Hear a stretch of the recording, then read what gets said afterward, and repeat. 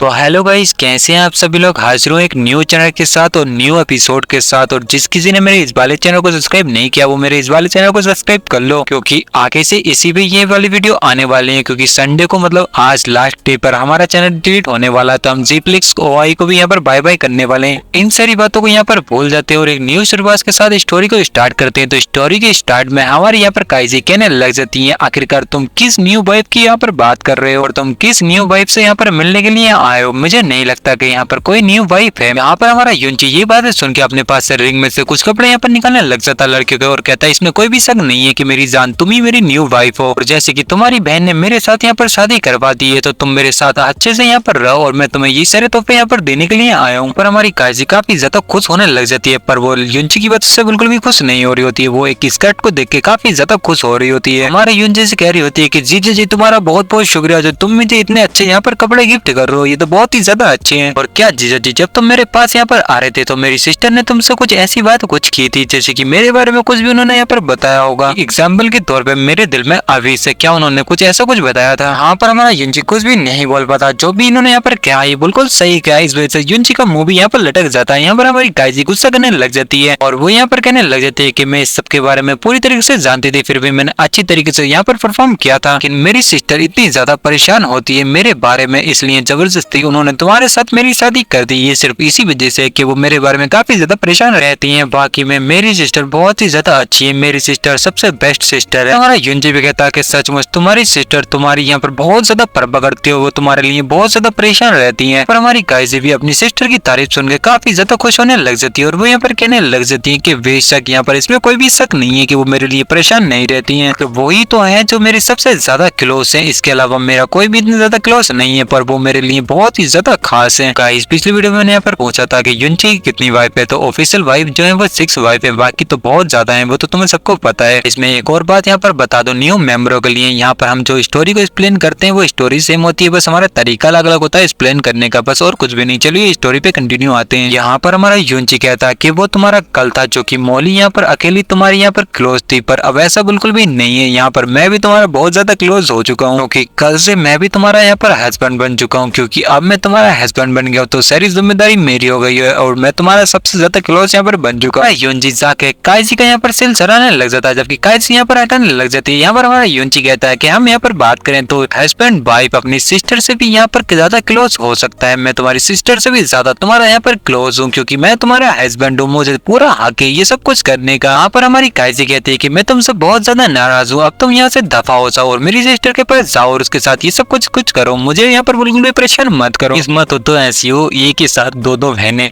मजे ही मजा। यहाँ पर हमारा युनची तो अपने दोनों हाथ हटा लेता है और वो कहता है कि ठीक है काइजी वाइफ, मैं वैसे ही करूंगा जैसे आप बोलती हो, मैं वैसे ही करूंगा, मैं तुम्हारी इशारों पे नाचूंगा, जैसे तुम बोलोगी मैं वैसे करूंगा। इसी के साथ सीन शिफ्ट होता है और हमें दिखाता है स्टार कोड पोर्टल का सीन, जहाँ पर हमारे एम्पर प्यारे खड़े होते हैं और वो यहाँ पर कहने लग जाते हैं कि 15 दिन यहाँ पर गुजर चुके हैं, लेकिन उस गोडसन से यहाँ पर कुछ भी सिगरेट के बारे में यहाँ पर पता नहीं चला है। यहाँ पर उसके पास कौन सा सिगरेट और वो कहाँ से आया हमें बिल्कुल भी मालूम नहीं है। काफी ज्यादा अफसोस की बात है। यहाँ पर ओल्ड मास्टर भी कहने लग जाते हैं कि हाँ ये वाकई में काफी ज्यादा अफसोस की बात है, पर उससे कोई भी फर्क नहीं पड़ता। जब तक यहाँ पर कैसी और यहाँ पर जैस्मीन उपलब्ध है, यहाँ पर सब चीज की हम यहाँ पर उम्मीद कर सकते हैं कि हमें सब कुछ वो चीजें यहाँ पर मिल जाएंगी जो हम यहाँ पर चाहते हैं। वाकई में ये ओल्ड मास्टर कुछ ना कुछ तो यहाँ पर बड़ा करने वाले हैं, कैजी के साथ और मौली के साथ यहाँ पर कुछ ना कुछ तो यहाँ पर बड़ा होने वाला है। ये पता नहीं क्या गुल खिलाने वाले हैं। वो ओल्ड मास्टर अपने डिसाइबल से कहने लग जाता है कि तुम हेवनली शटर स्लॉट टेम्पल में जाओ और जाकर युनची को यहाँ पर बुला कर लाओ और युनची से कहना कि अब निकलने का टाइम यहाँ पर आ चुका है। और डिसाइबल कहने लग जाते हैं कि ठीक है मास्टर, हम युनची को अभी बुला कर लाते हैं आपके पास। के साथ सीन शिफ्ट होता है और हमें दिखाता है मौली का सीन, जो कि हमारे युनची से कह रही होती है कि युनची हम 3 सालों के लिए दोबारा से अलग यहाँ पर होने वाले, जो कि 3000 वर्ष यहाँ पर होने वाले हैं, मतलब कि यहाँ के 3 साल और तुम्हारे 3 वर्ष होने वाले हैं। तुम 3 वर्षों से मुझसे अलग होने वाले हो दोबारा से। युनची मेरे प्यारे युनची, मुझे तुम्हें यहाँ पर याद रखना पड़ेगा, तुम मुझे बिल्कुल भी नहीं बोल सकते और ये भी बातें यहाँ पर नहीं बोल सकते कि तुमने मुझसे क्या क्या बातें करें। कैसी के बारे में बिल्कुल भी मत बोलना। तुमने यहाँ पर कैसी से बात किया कि तुम कैसी के लिए यहाँ पर हमेशा खड़े रहोगे और कैसी को हमेशा प्रोटेक्ट करोगे। हमारा युनची कहता है कि कैसी को तो मैं यहाँ पर प्रोटेक्ट करूंगा ही करूंगा, लेकिन मैं तुम्हें भी साथ साथ यहाँ पर प्रोटेक्ट करूंगा, मैं तुम दोनों को यहाँ पर प्रोटेक्ट करूंगा, मैं हमेशा शील्ड की तरह यहाँ पर खड़ा रहूंगा, मैं तुम दोनों को हमेशा यहाँ पर प्रोटेक्ट करता रहूंगा, मैं तुम्हारे ऊपर कोई भी मुसीबत यहाँ पर नहीं आने दूंगा। पर हमारी मौली युनची की बातें सुन के काफी ज्यादा पिघलने लग जाती है और वो स्लो मोशन में भागती हुई जाती है और युनची के गले लग जाती है और ये वाला मोमेंट काफी ज्यादा प्यारा है इस सीरीज का। और यहाँ पर हमारी मौली कहने लग जाती है कि युनची आखिरकार ये तुम यहाँ पर क्यों चाहते हो कि मैं तुमसे यहाँ पर दोबारा मिलूं। और मॉली की आंखों में से काफी ज्यादा आंसू भी निकल रहे होते हैं और मॉली पीछे हट जाती है और यहाँ पर मॉली कहने लग जाती है कि कैजी अब ये जाने का टाइम हो चुका है तो तुम युनची को यहाँ से ले जा सकते हो। यहाँ पर कैजी तो अपने मुंह पे हाथ रख के खड़ी होती है। इसके साथ सीन शिफ्ट होता है और हमें दिखाता है इटर्नल स्काई एरिया का सीन जहाँ पर एम्परर खड़े होते हैं। एम्परर के साथ काफी ज्यादा जने भी खड़े होते हैं। यहाँ पर स्टार गॉड एम्परर भी हमारे युनची के पास चले जाते हैं और यहाँ पर हमारा युनची भी उनको देख के कहने लग जाता है कि मैं आपको यहाँ पर ग्रीट करता हूँ। स्टार गॉड एम्परर कहने लग जाते हैं कि ये ठीक है जिंगलिंग, तुम यहाँ पर स्नो सॉन्ग रिलम में युनची को वापस ले जा सकते हो। और हमारा जिंगलिंग भी कहने लग जाता है कि ठीक है मास्टर, जैसा आप बोलते हो मैं वैसे ही करूंगा। मैं स्नो सॉन्ग रिलम में युनची को वापस ले जाऊंगा अपने साथ। दोनों यहाँ से बड़ी तेजी से यहाँ पर गायब होकर वहां से चले जाते हैं और फिर हमें दिखाता है स्नो सॉन्ग रिलम का सीन जहाँ पर हमारा युनची वहां पर जाके मिस बिंगजुन को यहाँ पर ग्रीट करने लग जाता है और उनसे कहने लग जाता है कि पहली मास्टर मिस बिंगजुन और ओल्ड मास्टर मैं तुम्हें यहाँ पर ग्रीट करता हूँ। ये युनची तुम्हारा युनची यहाँ पर वापसी आ चुका है स्नो सॉन्ग रिलम में। और हमारे मिस बिंगजुन कहने लग जाते हैं कि तुम्हारी शक्ल देख के तो मुझे ये लगता है कि जो तुम्हारी यहाँ पर मर्जी थी, तुम्हारी इच्छा थी, वो तुम्हारी यहाँ पर पूरी हो जानी चाहिए थी। तुमसे जिससे मिलना चाहते थे तुम उससे जरूर मिल लिए होगे। और हमारा युनची हंसता हुआ कहता है कि हाँ मेरी इच्छा तो यहाँ पर पूरी हो चुकी है, जो मैं चाहता था वो यहाँ पर हो चुका है, पर मुझे यहाँ पर कुछ और भी यहाँ पर एक्स्ट्रा मिल चुका है तो मेरे लिए काफी ज्यादा फायदेमंद होने वाला है। भाई क्या मिला है? इसे वाइफ मिली है, सच्ची बात बताऊं तो। यहाँ पर हमारा युनची अब मिस बिंगजुन से कहने लग जाता है कि हम सभी लोग मून गॉड रिलम में यहाँ पर जा सकते हैं एक साथ। मिस बिंगजुन कहते हैं कि ठीक है ये बिल्कुल सही आइडिया, हम लोग साथ मिलकर यहाँ पर जा सकते हैं। और यहाँ तक कि इस बार मून गॉड एम्परर ने सभी लोगों को यहाँ पर इनवाइट किया है। यहाँ तक कि उनके साथ जो लोग आएंगे उनकी कोई भी लिमिट नहीं है कि तुम इतने लोगों को एक साथ यहाँ पर ले जा सकते हो या इतने लोगों को ले जा सकते हो। यहाँ पर जितने मर्जी लोग यहाँ पर जा सकते हैं, इसकी कोई भी लिमिट नहीं है। तो हम एक साथ यहाँ पर जा सकते हैं, हमारे साथ से हमारे पास से जितने मर्जी लोग यहाँ से जा सकते हैं। यहाँ पर हमारा युनची कहने लग जाता है कि मून गॉड एम्परर इस शादी को इतना ज्यादा बड़ा चढ़ा के क्यों बना रहे हैं। पर हमारी मिस बिंगजुन कहने लग जाती है कि शायद ये इसलिए यहाँ पर हो रहा क्योंकि जो फर्स्ट रानी थी उनके साथ वो सब कुछ यहाँ पर हुआ, इस वजह से ये सब कुछ इतना बड़ा यहाँ पर बड़ा चढ़ा के कर रहे हैं। वो उसे इस बार वापसी पाना चाहते हैं, इसलिए ये सब कुछ इतना ज्यादा बड़ा चढ़ा के यहाँ पर कर रहे हैं। वो यहाँ पर अपनी इज्जत को वापसी यहाँ पर लेना चाहते हैं, जिससे उनकी इज्जत यहाँ पर नीचे गिरी थी। जब शादी की बात यहाँ पर आ चुकी है तो तुम मुझे कमेंट करके जरूर बताना, तुम सोच के बताओ कि मून गॉड एम्परर की शादी किसके साथ यहाँ पर होने वाली है। इसी के साथ सीन शिफ्ट होता है और हमें दिखाता है सेन्यू सिटी जो कि मून गॉड रिलम की होती है। यहाँ पर कुछ बच्चे आपस में बात कर रहे होते हैं और कहने लग जाते हैं कि स्काई में डिवाइन मून है, स्काई में डिवाइन मून है। अब ये स्काई में डिवाइन मून का मतलब क्या है मुझे नहीं समझ में आ रहा है। अब हमारा युनची कहने लग जाता है मिस बिंगजुन से कि ये सेन्यू डांगकुंग क्या है आखिरकार। हमारी मिस बिंगजुन भी कहने लग जाते हैं कि डिवाइन मून स्काई में, और ये सिर्फ 2 बार यहाँ पर दिखा था जब मून गॉड टेरिटरी यहाँ पर बनी थी, जब फर्स्ट टाइम भी यहाँ पर दिखाई दिया था। दूसरी बार जब दिखा था जब यहाँ पर मून गॉड एम्परर ने यहाँ पर अनाउंसमेंट किया था कि वो ईस्ट किंग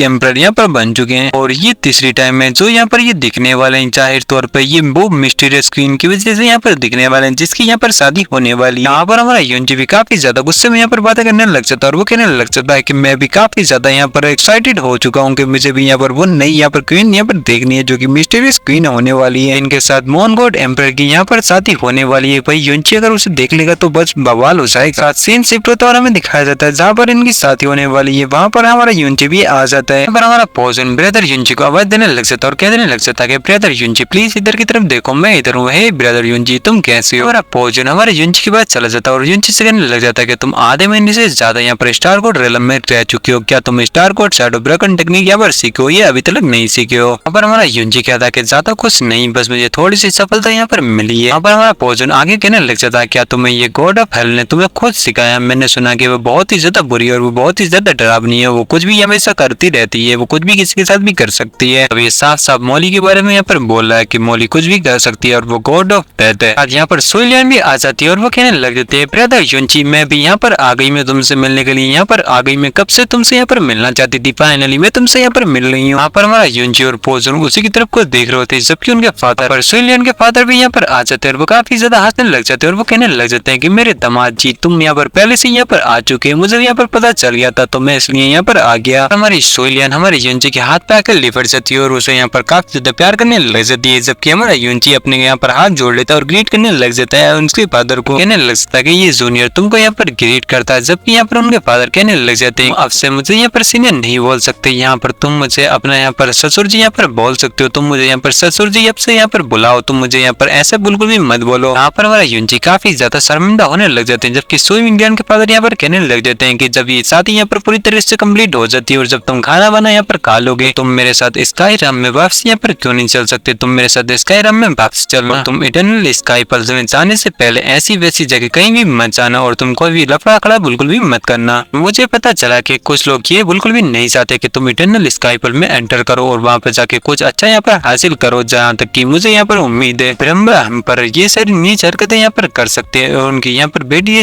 हरकतें यहाँ पर कर सकती है। वो तुम्हें यहाँ पर इटर्नल स्काई वर्ल्ड में जाने से यहाँ पर रोक सकती है। हमारा यूनिसी भी कहने लग जाता है कि तुमने मुझे मार्गदर्शन दिखाया, इसके लिए तुम्हारा बहुत बहुत शुक्रिया। हमें दिखाया था कि बाहर से इनके पैलेस का सीन, जहाँ पर बेटी गोडिस पहले से यहाँ पर खड़ी होती है, मतलब ब्रह्मा गोडिस पहले से यहाँ पर खड़ी होकर उस पैलेस की तरफ को देख रही होती है और गाने गा रही होती है और मुस्कुरा रही होती है। गाइस, जिस लोगों ने भी यहाँ पर मुझे सपोर्ट किया था इनके लिए बहुत बहुत शुक्रिया। ये मेरा ठल चैनल है जो कि मैं यहाँ पर एक्सप्लेन कर रहा हूँ। मेरे मन तो बिल्कुल भी नहीं था बनाने का, पर तुम लोग भी सपोर्ट की वजह से, तुम्हारे प्यार की वजह से मैंने ये वाला चैनल भी यहाँ पर क्रिएट कर लिया। तो इस वजह से मैं यहाँ पर एक्सप्लेन कर रहा हूँ। तो तुम मुझे ऐसे प्यार दोगे तो मैं यहाँ पर कंटिन्यू करता रहूंगा सीरीज को। इसी के साथ ये वाला चैप्टर यहाँ पर खत्म होता है। तो नेक्स्ट चैप्टर में हम देखेंगे मोन गॉड एम्परर की शादी किसके साथ यहाँ पर होने वाली है।